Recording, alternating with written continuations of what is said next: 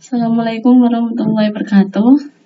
Pada kesempatan kali ini, saya akan menjelaskan terkait dengan prinsip dasar desentralisasi fiskal. Nah, di dalam desentralisasi fiskal, nanti yang akan kita bahas adalah bagaimana kaitan antara pusat dengan daerah, baik itu dari sisi perencanaan maupun dari sisi keuangan. Untuk keuangan negara atau yang disebut pusat dengan keuangan daerah, itulah yang disebut biasanya dengan otonomi daerah. Kita lihat definisi dari perencanaan keuangan negara baik juga dengan daerah, di mana perencanaan keuangan itu diartikan sebagai pengkaitan anggaran negara dan daerah dengan proses perencanaan. Jadi ketika suatu daerah itu mau menganggarkan, mau menyusun keuangannya, maka di situ perlu adanya sebuah perencanaan. Ada 3 upaya strategis di bidang perencanaan keuangan negara maupun daerah, yaitu yang pertama, menciptakan kepastian aliran dana pengeluaran publik agar menjadi lebih, yang pertama, dapat diperkirakan. Jadi harus bisa diprediksi. Kemudian jelas dan dapat diketahui oleh publik seluas-luasnya atau transparan. Jadi ketika menyusun anggaran itu harus dapat diprediksi dan dapat diketahui secara luas atau transparan. Nah, kemudian yang kedua itu ada penerapan sistem penganggaran berbasis kinerja atau performance based budgeting system. Kemudian yang terakhir itu memperkuat dan meningkatkan fungsi pengadaan barang dan jasa publik dan fungsi pemeriksaan. Jadi ada auditing atau ada evaluasi pada akhir dari penyusunan suatu anggaran. Nah, praktek pelaksanaan keuangan negara itu harus dapat berjalan efektif dalam praktek adanya kaitan resmi. Nah, jadi nggak semena-mena yang namanya praktek dari keuangan negara itu tidak efektif. Yang dimaksud efektif di sini antara keuangan daerah dengan keuangan negara itu harus saling bersinergi. Nah, coba kita lihat di sini ada formal link atau ada aliran resmi. Di situ ada policy objektif atau suatu kebijakan, di mana kebijakannya itu nantinya akan berkaitan dengan budgeting, bisa juga sebaliknya.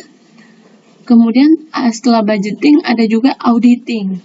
Auditing tadi ya, dia itu auditing semacam evaluasi anggaran. Nah, kemudian ada disbursement.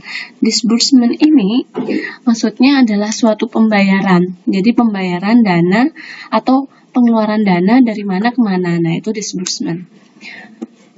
Kalau budgeting itu hanya menganggarkan. Jadi anggaran, misalnya kayak anggaran pendapatan belanja daerah, kalau masih ada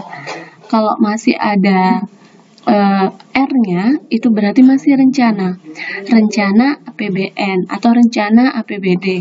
Nah, itu namanya anggaran. Nah, anggaran yang masih direncanakan ya maksudnya. Nah, kalau sudah R-nya nggak ada menjadi APBD, maka itulah anggaran yang final, anggaran pendapatan belanja negara maupun daerah yang sudah final dan sudah bisa dipakai di masing-masing daerah. Nah, kemudian ada performance tadi ya, ada kinerja berdasarkan budget, berdasarkan anggaran, di mana kualitas suatu anggaran publik dinilai atas dasar output. Yang dimaksud output itu maksudnya adalah barang dan jasa publik yang telah berhasil dicapai, bukan atas dasar nilai input yang telah dikeluarkan untuk sesuatu. Nah, jadi yang dihitung dari sebuah kinerja itu adalah outputnya. Bentuk dari olahan input, nah itu yang dilihat atau yang dinilai. Kemudian ada pengawasan terhadap pengeluaran dana publik setelah bergeser yang semula dari input menjadi suatu pengawasan terhadap ex post control, termasuk pemeriksaan atas pengeluaran juga penilaian output yang dihasilkan. Nah, jadi setelah adanya proses input menjadi output, maka tidak harus perlu juga yang namanya ex post control atau suatu pemeriksaan kira-kira pengeluarannya sesuai nggak nih dengan anggaran. Nah, misalnya seperti itu. Kemudian makin diusahakan keharusan adanya keterkaitan antara penyusunan budget dengan proses perencanaan. Jadi rencana selama, misalnya di sini ya, rencana selama periode masa jabatan pimpinan daerah, baik itu bupati, baik itu wali kota maupun gubernur, di mana RPJM atau Rencana Pembangunan Jangka Menengah memuat kerangka besar sasaran jangka menengah. Jadi wajib membuat RPJM. Nah, pada setiap tahun masa anggaran rencana tersebut diimplementasikan lewat siklus budget. Pelaksanaan dari kerangka kerja pengeluaran jangka menengah itu disusun untuk memungkinkan adanya budgeting dan dana lanjutan dari tahun sebelumnya. Jadi misalkan di tahun sebelumnya masih ada sisa, maka itu dilanjut di tahun yang akan datang. Itu. Terus dengan cara tersebut, maka ada suatu jaminan kepastian para pengambil keputusan bagi penyedia sumber dana anggaran jangka menengah. Hakikat dari otonomi daerah. Jadi kalau kalian ingat, otonomi daerah itu adalah pelimpahan dari pusat ke daerah. Daerah diberikan kewenangan untuk menyusun anggarannya sendiri, merencanakan apa yang dibutuhkan oleh daerahnya sendiri. Nah, itu biasanya yang disebut dengan otonomi daerah. Otonomi daerah kalian bisa cek di Undang-Undang Nomor 23 tahun 2014 kalau nggak salah. Silakan kalian cek sendiri. Nah, di situ otonomi daerah definisi umumnya adalah penyerahan fungsi pengadaan barang dan jasa publik ke pemerintah di tingkat terdekat dari masyarakat pengguna dan pemanfaat dari pelayanan publik. Atau ada lagi perlakuan yang akomodatif terhadap pemerintah di daerah terhadap adanya kenyataan daerah berupa keanekaragaman kondisi daerah dan mobilitas yang lebih besar dari faktor produksi dan produk barang maupun jasa. Kemudian adanya hierarki, di mana hierarki merupakan manfaat pelayanan barang dan jasa publik yang mengharuskan pembagian tugas dalam pelayanan publik antara pemerintah pusat, provinsi, dan kabupaten atau kota. Berbagai pajak atau penerimaan budget yang penggunaannya atas dasar objek pajak harus punya mobilitas tinggi, baik itu di tingkat lokal, antar daerah, kota. Nah, itu semua menjadi kewenangan dari pemerintah pusat.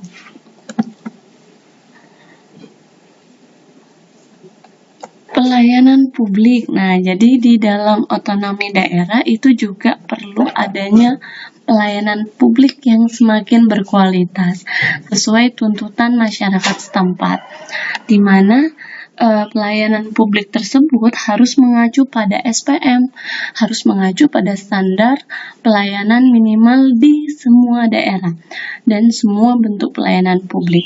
Jadi SPM itu sudah ada, hanya saja masing-masing perangkat daerah itu harus mengikuti standar pelayanan minimal yang harus dijalankan oleh perangkat daerah. Aspek kebijakan ekonomi makro pada APBN, APBD. Nah, jadi otonomi daerah ini juga berkaitan sama APBD, APBN. Nggak bisa lepas dari yang namanya APBD, APBN. Karena untuk menjalankan sebuah negara, maka diperlukanlah anggaran, maka diperlukanlah penyusunan anggaran baik di tingkat daerah maupun di tingkat pusat. Peran yang ditugaskan pada kebijakan fiskal dalam kombinasi strategis kebijakan fiskal dan moneter secara nasional, misalnya moneter kontraktif, sehingga fiskal diharap berperan sebagai stimulator perekonomian. Nah, biasanya dalam kebijakan fiskal, indikator yang digunakan untuk menjadi tolak ukur adalah pajak. Kenapa pajak? Karena pajak itu merupakan sumber penerimaan negara yang terbesar untuk saat ini. Sehingga untuk mengukur kebijakan fiskal maka diukurlah dari sisi pajaknya. Saya rasa kalian sudah paham pajak apa saja yang dimaksud.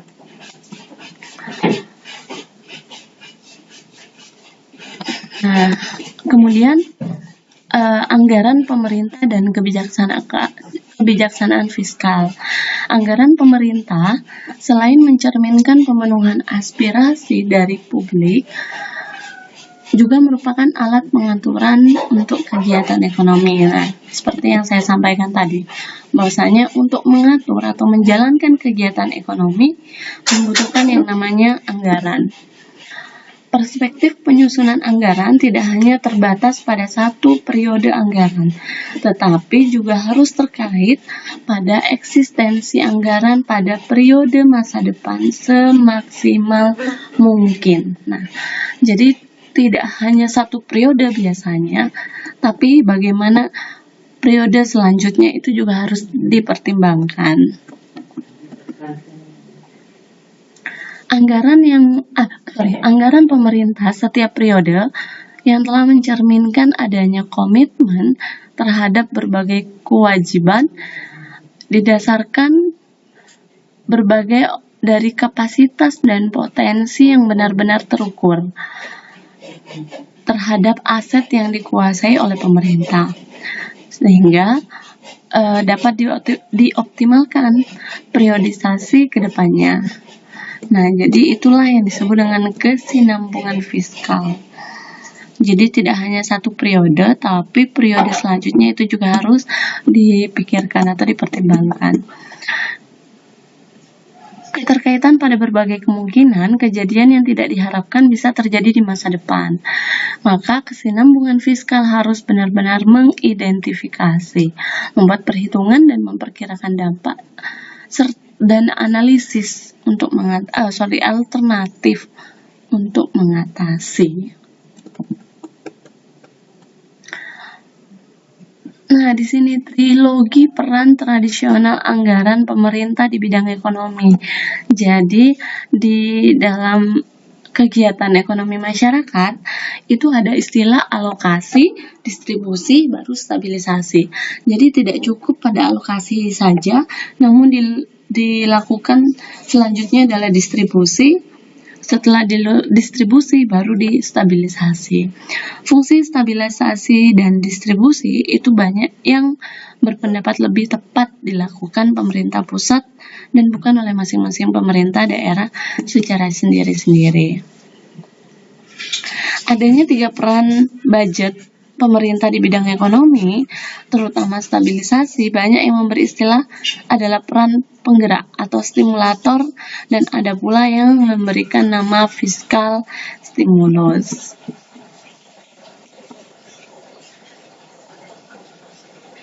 Nah, ini adalah budget pemerintah dalam keadaan defisit. Kalau defisit berarti penerimaannya lebih rendah daripada pengeluaran, sedangkan surplus itu kebalikannya, lebih banyak penerimaannya dibandingkan dengan pengeluarannya, sehingga bisa menimbulkan dampak ekspansif atau kontraktif.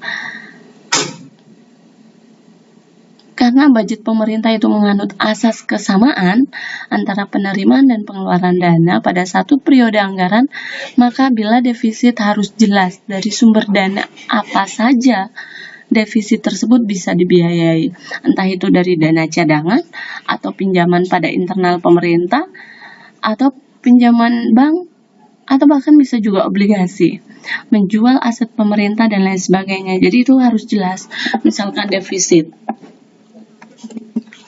Nah, terus ini adalah hubungan keuangan nasional dan daerah.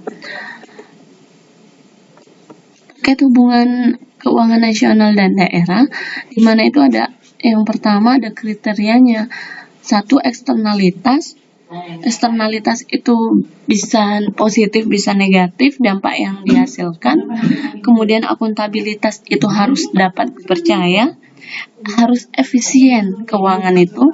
Kemudian keserasian hubungan antar susunan pemerintahan jelas, karena antara satu pemerintah di masing-masing daerah itu harus serasi. Nah, ini bentuk hubungan antar daerah. Hubungan kewenangan pemerintah nasional, provinsi, kabupaten, kota. Yang di bawahnya adalah hubungan antar pemerintahan daerah.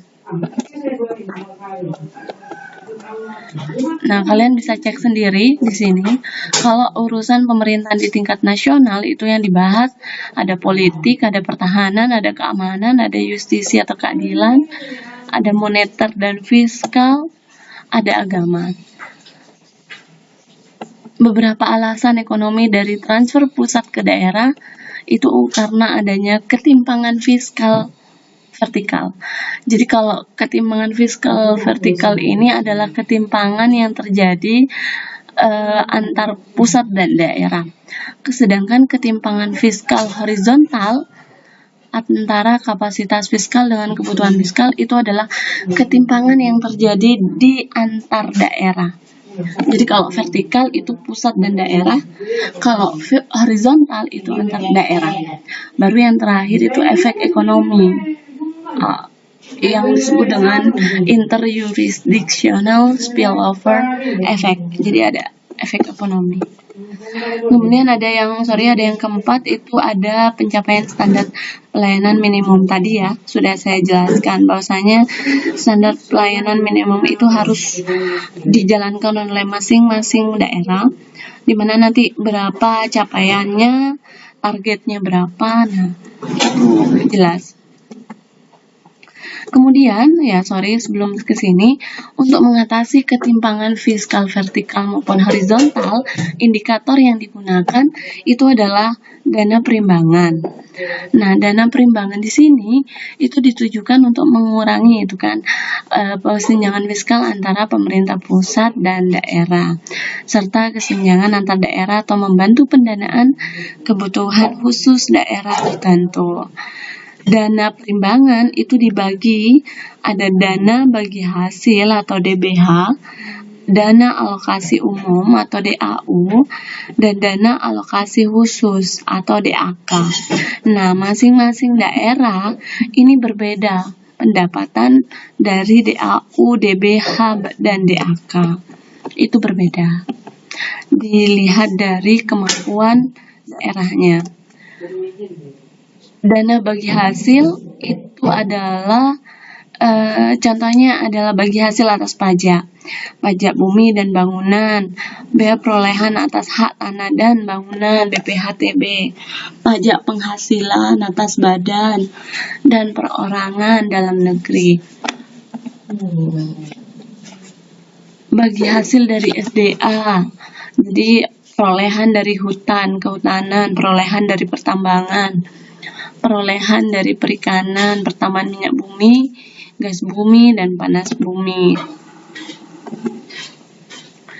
Perimbangan keuangan pusat daerah dengan memberikan tambahan dana kepada daerah diutamakan melalui cara pengurangan bertahap DAK, perbaikan tujuan pemerataan DAU, pengurangan peran bagi hasil pajak. Jadi yang mau lakukan ke depannya itu DAK-nya itu akan dikurangi.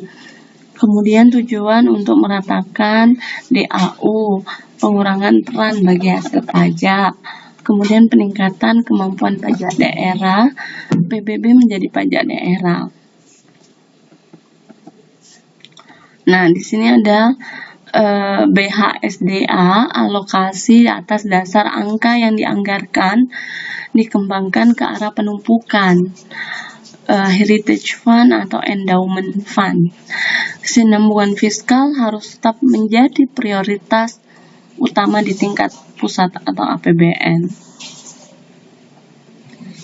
Nah, bagaimana sih polanya gitu, pola penyerahan urusan pemerintahan kepada daerah? Yang pertama tadi, jadi penyerahan DAU, DAK, DBH gitu ya. Nah, APBN, APBD itu disesuaikan kepada daerahnya disertai dengan sumber pendanaan, pengalihan sarana dan prasarana, serta kepegawaian dengan pola urusan yang didesentralisasikan. Kemudian diserahkan kepada gubernur disertai dengan pendanaan dengan pola urusan yang dikonsentrasikan. Pemerintah daerah dan otonomi, pemerintah itu adalah yang dimaksud pemerintah daerah ada provinsi, kabupaten, kota, di mana mengatur dan mengurus sendiri urusan pemerintahan menurut asas otonomi. Pemerintah daerah menjalankan otonomi kecuali urusan pemerintah yang menjadi urusan pemerintah. Tujuan dan pemberian otonomi seluas-luasnya adalah meningkatkan kesejahteraan masyarakat dan pelayanan pelayanan umum serta daya saing daerah.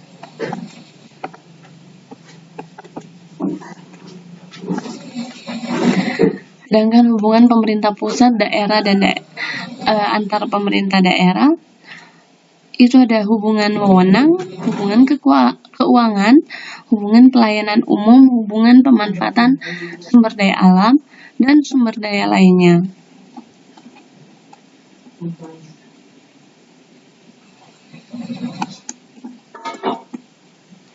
Hubungan keuangan antar pemerintah pusat dengan pemerintah daerah, di mana pemberian sumber-sumber keuangan, kemudian pengalokasian dana perimbangan, pemberian pinjaman atau hibah, kemudian bentuk pelimpahan wewenang seperti desentralisasi, penyerahan wewenang pemerintahan kepada daerah dalam rangka Negara Kesatuan Republik Indonesia supaya sinergi, dekonsentrasi, pelimpahan wewenang dari pemerintah kepada gubernur sebagai wakil pemerintah pusat di daerah dan atau perangkat pusat di daerah.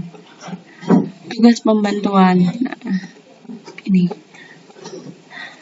Hubungan fiskal pusat dan daerah dilihat dari kinerja APBN di tingkat pusat akan mempengaruhi jumlah dana yang disalurkan kepada daerah. Sedangkan kinerja APBD punya kontribusi pada kondisi APBN. Kemampuan daerah dalam mengembangkan ekonomi daerah itu juga bisa menyumbang ke dalam APBD. Nah, APBD bisa menyumbang terhadap ke APBN, jadi tidak langsung ya. Kemampuan daerah dalam kemandirian APBD terhadap dukungan dana-dana pusat. Nah, seperti itu.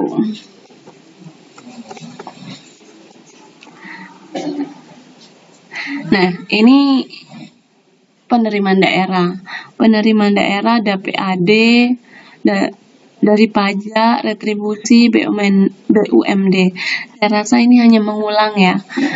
Mengulang dari mata kuliah sebelumnya. Dana perimbangan itu ada dana transfer, dana bagi hasil, DAU, DAK tadi. Pinjaman daerah atau penerimaan lain yang sah.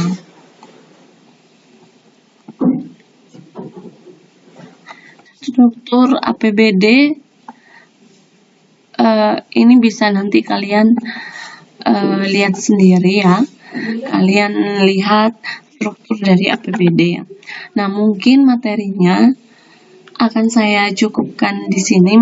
Nanti ada part 2-nya saja ya, supaya di sini penjelasannya tidak terlalu lama dan tidak terlalu panjang. Jadi ada di part 2 terkait struktur APBD. Saya akhiri. Wassalamualaikum warahmatullahi wabarakatuh.